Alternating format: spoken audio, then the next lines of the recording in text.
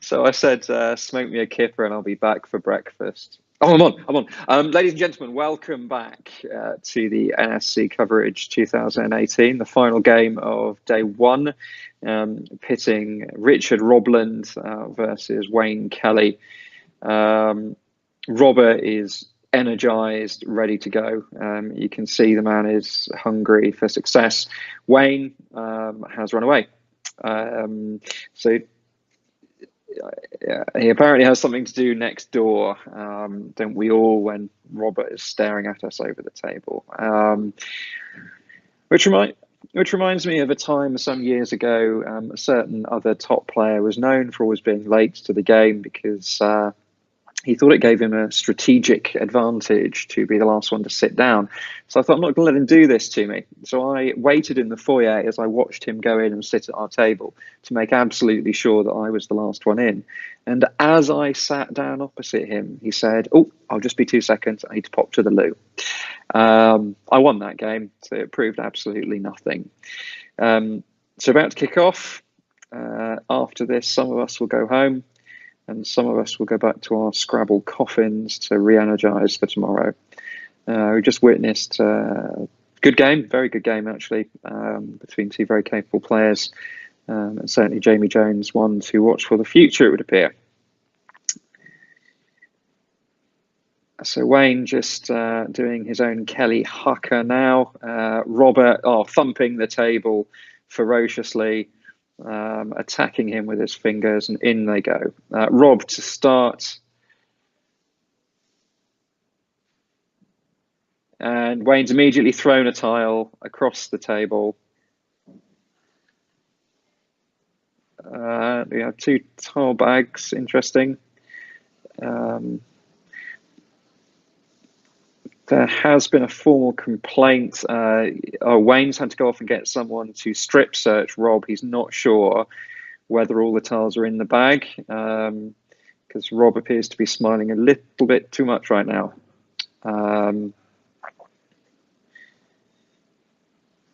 Here we go. Wayne's back. Wayne's back. Moving like a blur. Here we go.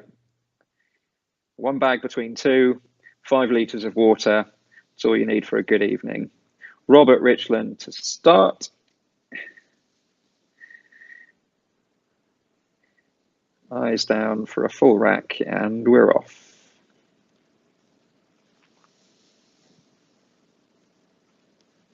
So it will be interesting to see, having watched Rob earlier on play against Austin Shin. Rob tended to favour the slightly older school style of play, a little bit of turnover, which did sometimes lose control of the rack. We also saw that he was more willing to exchange, possibly, than a lot of other players would be. Will that continue? Who knows, dear listener, but we shall find out very shortly. So Rob has opened up with interesting rack. It has a few longer words on it, likes of unmold. Obvious ones: hound, mold, newled, spring to mind. But I think really hound is a nice play to start off with. Also nice to play it in a situation where you can create the Benjamin, as it's known, which many people think is called Benjamin because it's a 3-letter Ben on the front of a 5-letter Jamin, but actually it was named after a French Scrabble player, Benjamin, who was particularly known for being good at these things. So hound is played. Do you know all the front extensions of hounds? There are only a couple. So I believe there is elk hound, sea hound, and foxhound. If you want to extend it to 4, then you have things like, actually, am I getting this mixed up? Is it Keys Hond? It's Keys Hond, I think, not Keys Hound. But I'm getting beyond myself. So back in the room. Wayne has earned FAP. Plays FAP fairly quickly. Easy balancing move. No sevens, no eights.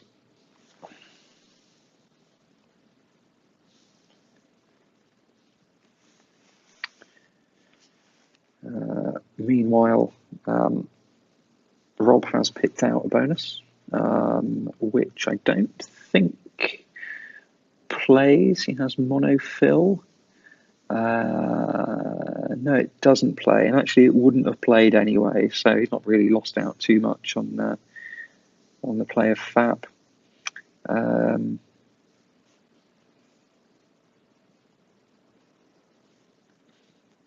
So what do you play if you're not able to play the bonus in this situation? Yeah,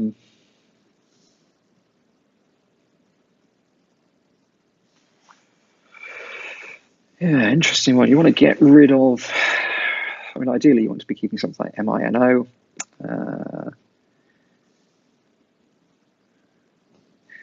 Lufar, perhaps, onto the AH, keeping MIN is reasonable.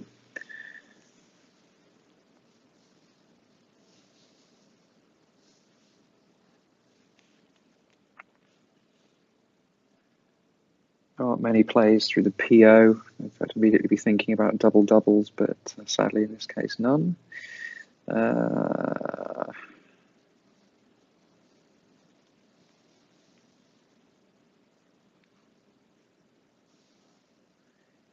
Yeah, I think you have to go for something like Lufa in this situation. MIN, sound keep, probably not going to score much more.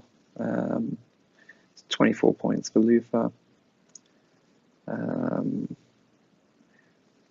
Static Sim agrees. Lufa is apparently the highest scoring play after Fon at F2 down. But it's buoyed up by the strength of the keep. Oh, and there's film, but nobody in their right mind is going to play film. So I think we would hope Lufa, we're not going to criticise him if he plays Fon, which would be the decent score. Mooley, holy moly.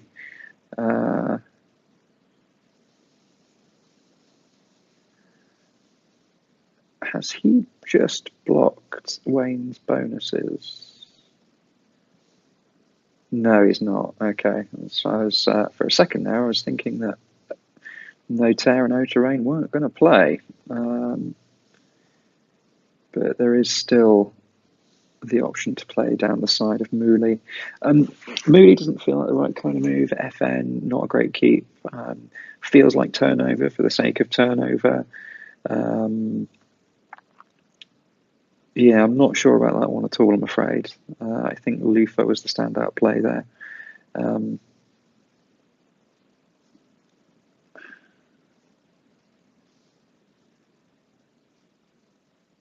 I mean, it's interesting how over the years, playing competitive Scrabble, different people have had different approaches to how to play the game. Turnover was for a long time vaunted as the way to win. It gave you a greater shot at the goodies, theoretically. It just so happened that you also got a greater shot at really bad racks. We even had a situation back in the day before Hinters was allowed, that one of the highest rated players in the country by far suggested that theirs was the right to play with an opening rack of Hinters instead of anything else. Needless to say, those days are fast behind us. So moving swiftly on, the correct play there by Wayne is to play the only playable bonus, I believe. Easy decision to make.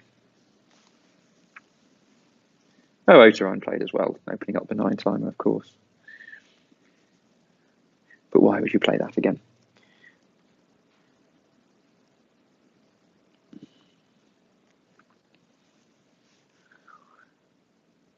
So Robert, with a nice floating A, would have the opportunity to play the sister, or when I learnt it, the sister of a word that I could have played against Nigel Richards at the Lille World Championship. So Rob has Devandvar with another A, and against Nigel I played Overkind, but I could have played Dvornik as well elsewhere. Rob, being true to form, has gone for the turnover play, which in this case is Vanda. Probably more of a balancing play, such as Vifta, through the eye of Notaire would have been advisable. Keeping DAN, very strong keep, leaving the E of Notaire floating, which actually helps that keep significantly. Also keeping the A for the front hook of Poe. I think really Vifta was the play there, and Rob definitely knows it. Back to Wayne, a weak rack. Potential to offload a lot of rubbish by playing something like Obese, Oboes, Bc, the various fives, or Boos, or indeed to play Evo, keep the S. Evo doesn't do a great deal to add value to the keep, because it doesn't take an S, as I'm sure you're aware. Static Sim suggests that Boost is probably the strongest out of the options there. Just waiting to see what Rob has got now. Oh, lovely. You see, this is a great example. I mean, this would have been a bad pickup anyway, but when you're turning over tiles constantly, you've got a good shot at getting the good tiles, but at the same time, you're really going to screw your rack up and leave yourself in a better chance to have a bad rack. So we're now in a situation where Rob is playing balance.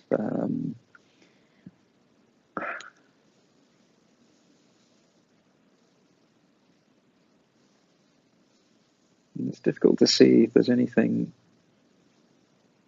amazing apart from flagged, but that doesn't really do much.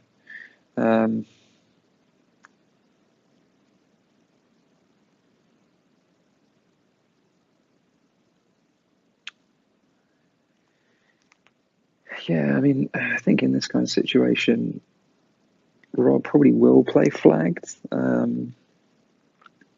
or change. Aha! What did I say at the beginning of this game? Rob changes more than anybody else. I mean,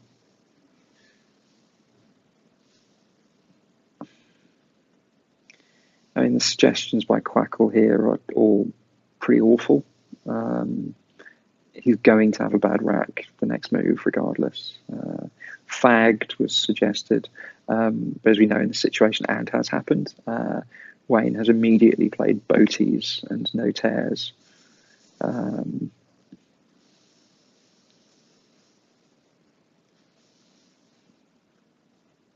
But he invested in his rack. You know, he's played off a few tiles. The rack has matured, and so he's reaped the benefit. Okay, BOSE wasn't the greatest keep, but give yourself enough shots and you will get a good move eventually.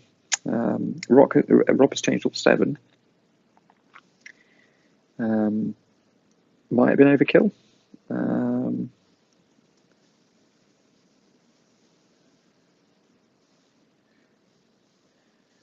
Particularly given that the A was going to be valuable to play down parallel to FAP, and there are only a couple of A's left.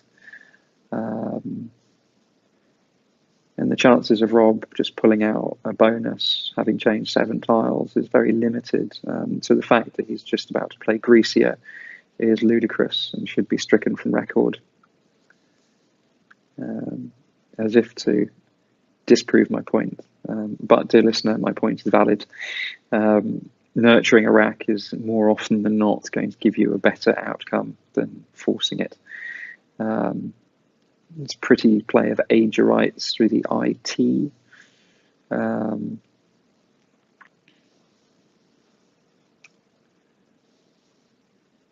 Which would be worth considering if the board were significantly worse, but at the moment this is recoverable.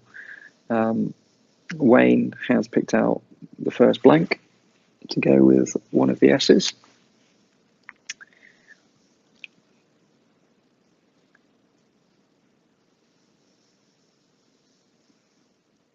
And he'll be thinking about playing maybe Berm, B-E-R-M, through the E of Evo.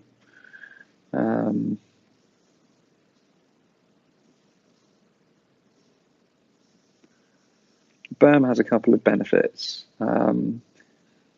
Firstly, it enables me to quote Pink Panther, "E as a Berm." Secondly, it starts restricting the board. It takes out a very potent floater in the E. Third, also, it forces any bonus coming down on that side of the board to miss the double word scores and so on.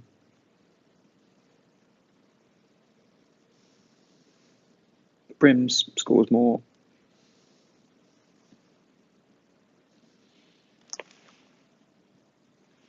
Idiot Child of Quackle agrees with Brims. I'm not so sure.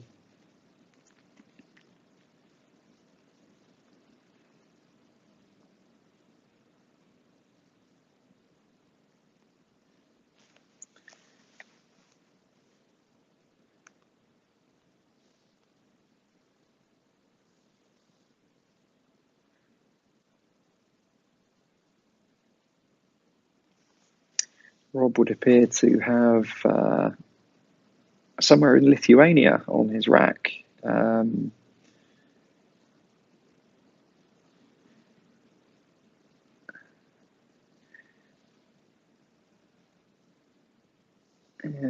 Plays Zach, which is going to be the highest score available. Can't really fault it. Creates an opening. The opening will go, but it scores a hell of a lot of points.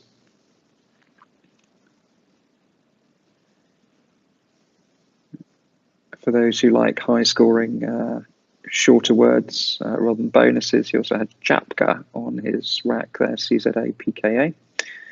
Wouldn't really have scored much.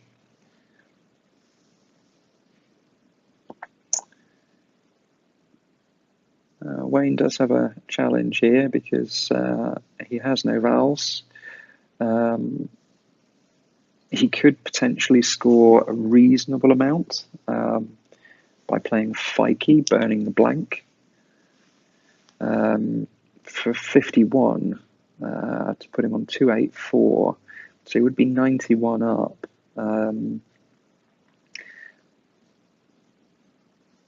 It might almost be worth doing, because really it does cause all sorts of problems in that top side of the board.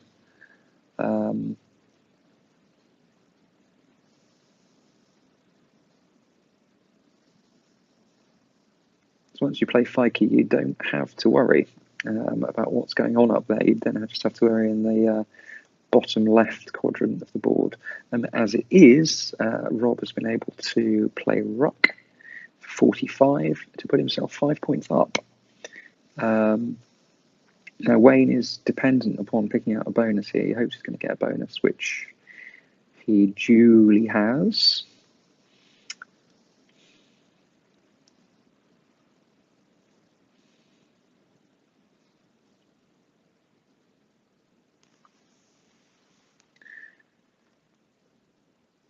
Fairly straightforward bonuses such as Inspire available up onto the R.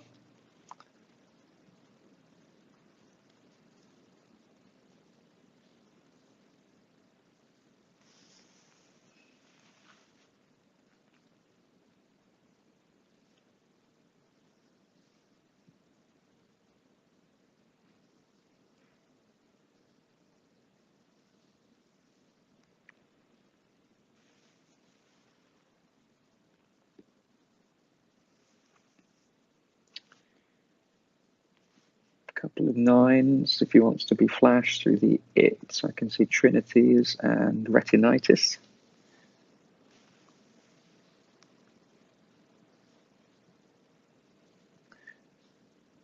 Nitrifies doesn't quite fit. Yeah, Inspire.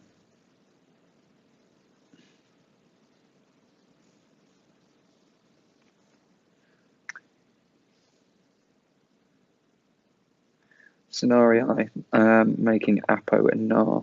Scores 1 more point. Probably does a better job as well of restricting the boards, frustrates players down onto the E, obviously removes the FAP position, and Rob would be in a position where he'd have the bonus onto an ending in an R. When you have choices like that, I think it's better to force your opponent into having to have a certain letter in a certain position. At the moment, the other openings on the left-hand side of the board are quite flexible. So there are a number of different combinations that would allow a playable bonus. But you can't really fault Inspire. I think a lot of people would play it.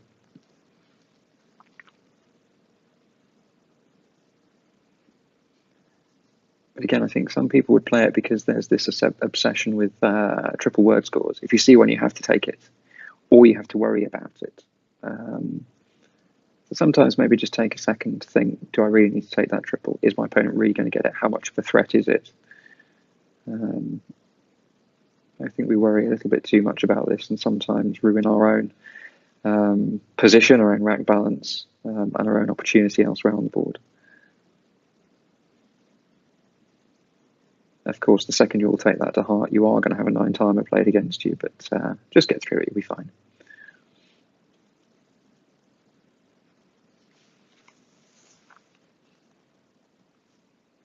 Robert now with an almost rack, almost in this case being 10th pole.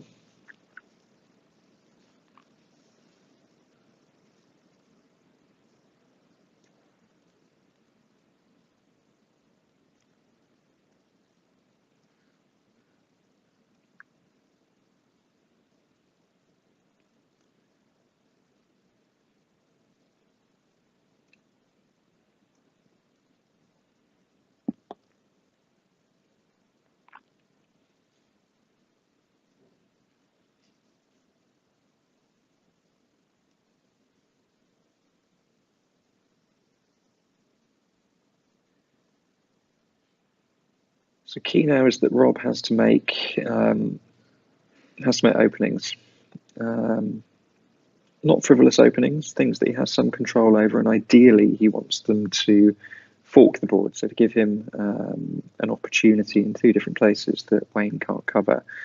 A suggestion that we've seen via Quackle is to play Pelter down onto the R of Grecia, which of course creates the opportunity down the side of the P, both the left and the right. But the challenge with that move is that all Wayne then has to do is play something down the side of FAP, making UPO or APO, and all of a sudden you can only hook P on the left, which is significantly harder than on the right. If you want to be creative, maybe something like Telnet, making Rete across the bottom right. There are no S's left. There is only the blank out. You are turning over 5 tiles to give yourself a shot at the blank. You do leave the T floating, but equally you leave the left-hand side of the board reasonably pristine to play your bonus. Now, Telnet doesn't score that many, he only scores 16 in this case, so he still would be 50 off. He's going to play Pelter. I mean, you can't really argue. It's a decent enough move. But it's going to be fairly easily controlled, I think.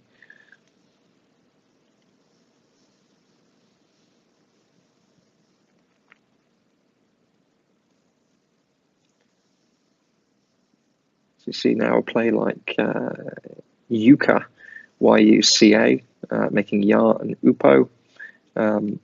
All of a sudden, the positions down the side of that P are gone.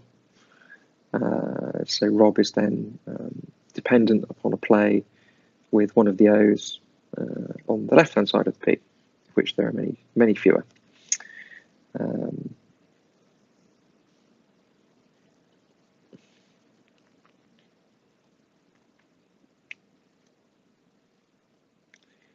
Plays York, the highest scoring move, putting 83 up.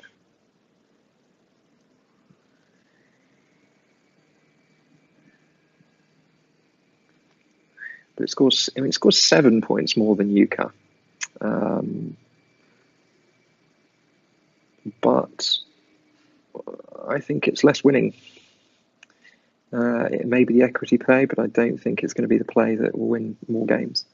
We may see later. So back to Rob.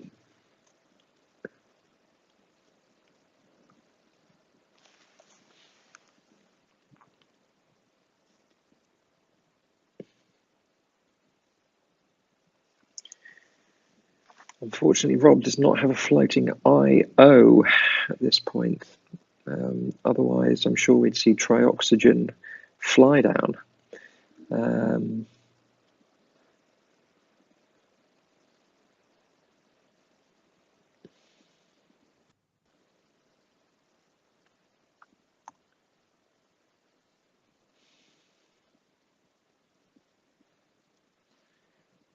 It would be nice, maybe if you had an O, to play Donatori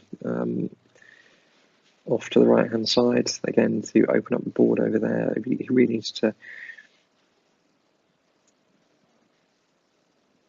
blow this board open a little bit.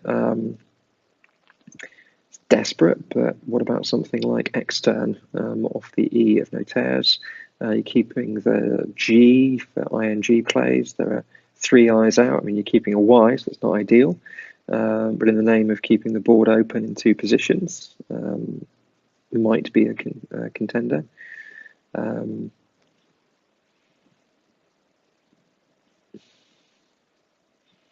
Wayne's point of view as well, just going back to the York play, he is now looking at openings through the Y of York, through the A of York, and down the side of FAP. And only the blank can go on the end of York. So there's going to be a challenge to really get control of that part of the board quickly. Whereas Yuka, you could just follow your opponent round. Everything they opened, you could close down. And the chances are, as they're opening, they're scoring less than you when you're closing.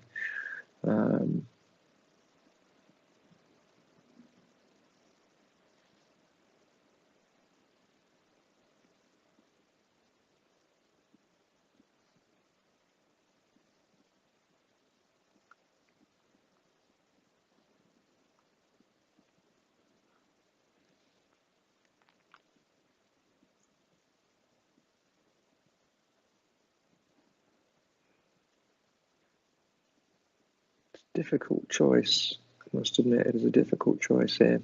In a neutral situation in a game, this is a pretty decent rack.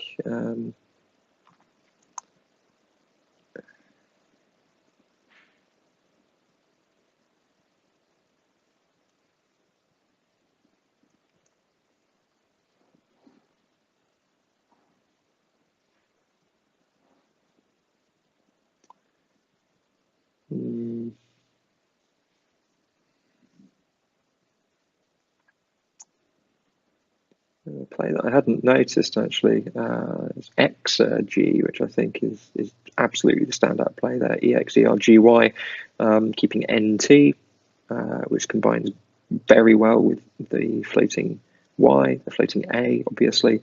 You're leaving a floating Y. It's harder to block in 7th position of a 9-timer. But grey to me feels like a move that's going to. It just feels like a move that someone plays because they have to play a move. I'm not sure it's necessarily going to achieve anything. It certainly has ruined the strong rack balance that he had.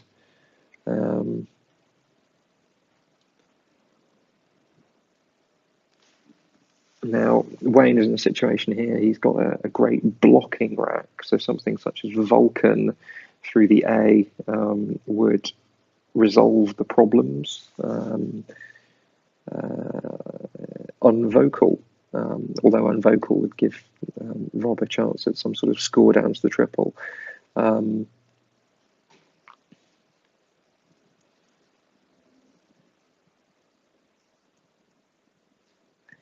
So to put this in context, so Wayne is now 59 ahead.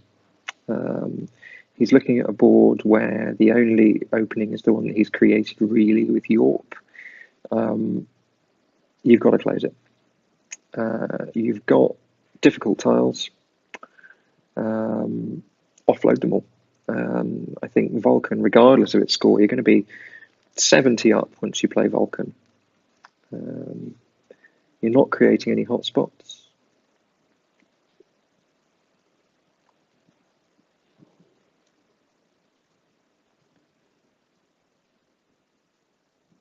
The static sim is suggesting uvula, but I think Vulcan wins more.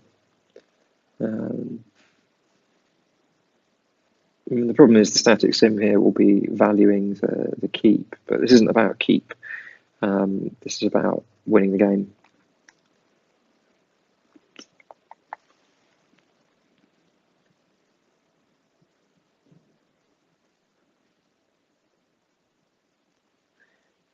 Running a sim alongside, but I don't think Vulcan's been included in the sim.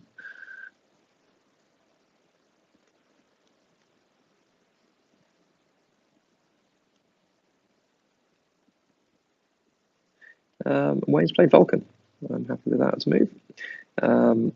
Other options include unclog onto the G of grey, but I like power plays like Vulcan. I think that's using a sledgehammer of defence.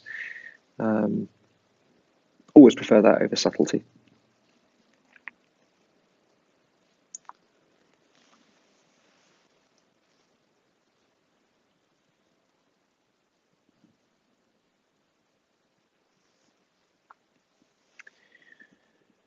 So Robert has exacting, exalting, retaxing, and exigent as his potential eights.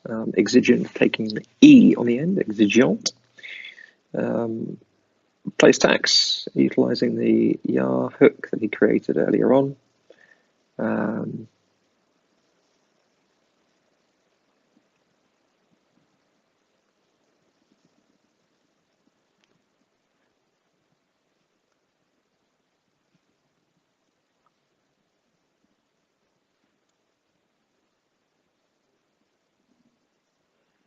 Vulcan, by the way, was challenged, so that's +5.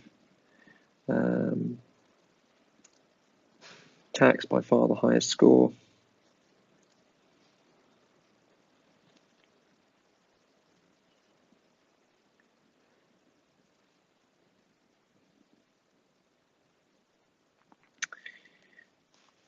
Wayne now sitting with a challenging rack, actually. He's had some tough tiles to defend with. Okay,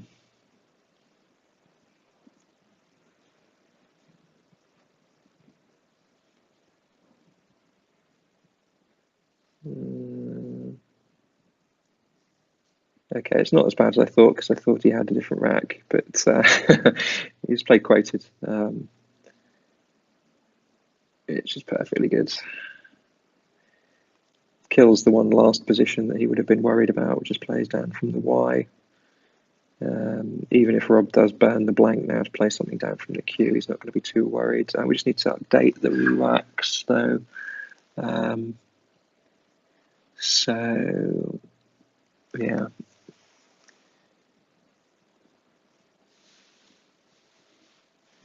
Rob sitting there with wefting with a blank being of T.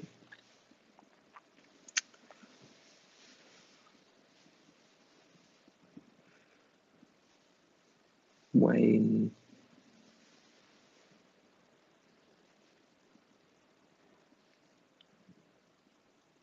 There's one tile unseen. One tile unseen from Rob's point of view, and we happen to know that that tile is an I. So Rob doesn't know it. He's not gonna worry about it. I think he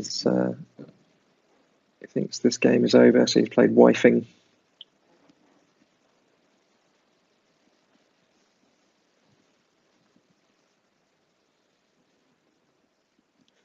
.73 behind. take that. So they put him 34 behind, but that's a move that just accepts defeat, I think. Of course, Wayne now has to ditch this J somewhere.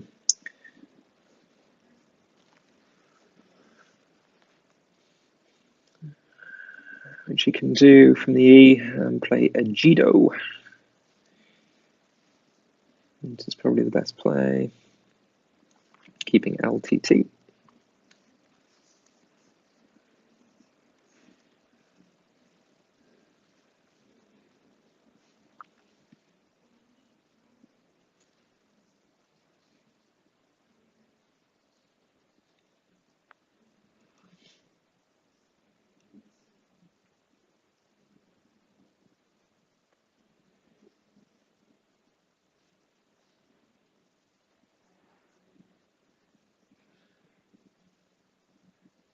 Challenging game for Rob here. I think certainly Wayne has had the nicer tiles. I think Rob could have given himself a little bit of a better shot by retaining some more control of his rack. And there's a time for turnover, but plays such as Mooley lose some control when you don't need to. FN, you're not drawing to a great opportunity with FN. Gray, again, one of those moves, not sure where it's going, it doesn't really seem to achieve everything. And I think as a rule of thumb, every move should achieve something. I know that sounds very silly, but I think sometimes if people can't see a move, they just play at something because, I need to get something on the board. You should never feel like that. There is always a reason to play something. But there we go. So Rob goes out with Guy. Wayne plays Joe, which wins. Obviously, a Jido is better, but does not matter. So that concludes the play for day one of the 2018 National Scrabble Championship. Richard Robland fighting bravely, but coming second to Kane Welly. And we will all be back with you tomorrow, bright and early, at some horrible time. But tune in. Actually, I'm just being told now by the power of hypnosis, around 9:15 we will be back. Well, we say 9:15. I mean, everyone's been told to turn up at 9:15 on the dot, which means approximately 10:48 we will be starting the final day of the NSC 2018. So my name has been Karen Friendly. Have a great evening, everybody, and I will talk to you all tomorrow.